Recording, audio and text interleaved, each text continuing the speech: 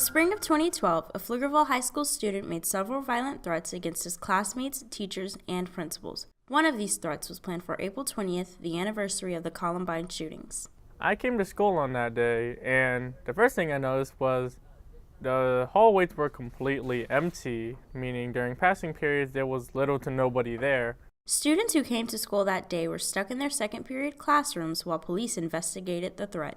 I was in Miss Gripp's class for English, and we just heard over the intercom, lockdown, this isn't a drill, we didn't know how long it was going to last or anything. I wasn't quite sure exactly what was going on, but I knew that we were supposed to stay in the room and we couldn't go out. I was scrolling through Twitter just seeing what was going on, and everyone was like, oh, there's a bomb threat at the school and stuff like that. And that's kind of how I just heard about it, because it was just circulated in 30 minutes. Once one person knew, everyone else knew. That day was not a fun day. I remember it vividly because the threat was deemed credible. I mean, we were on alert for everything. About 2 weeks later, Pflugerville High School student Stuart Baxter Little was arrested and eventually sentenced to 3 years probation. 2 years later, Pflugerville Independent School District passed a $287 million bond that included $4.7 million for safety and security upgrades.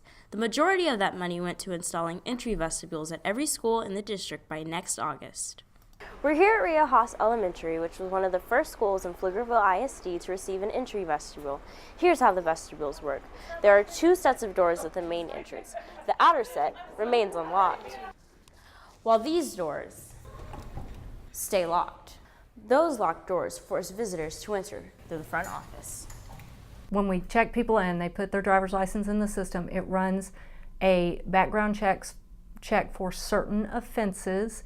If the driver's license scan indicates that there are certain offenses on that person's record, there is a red flag. They are not allowed into the building. Our entrances are fairly open at a number of our campuses, and a large part of that entrance and egress is on the honor system. And so with our bond package, we wanted to address that and make it a requirement that they come through our office. I am really grateful that we have the vestibule doors. I was a principal of another campus in this district prior to opening Rio Haas that did not have the vestibule doors.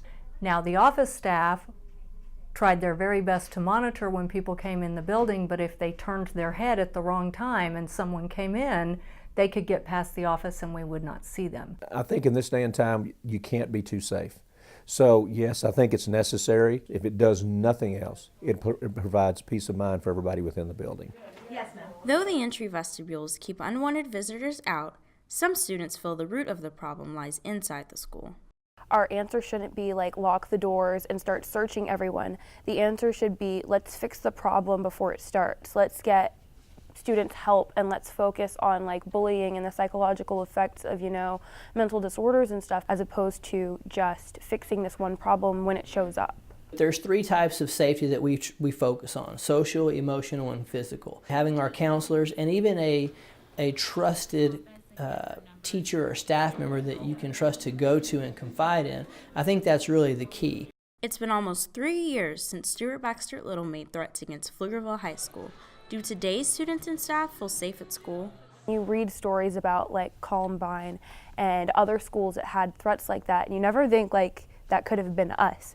But looking back at that entire thing, it made me realize that this isn't something that just happens to random schools away from you. This could potentially happen to you.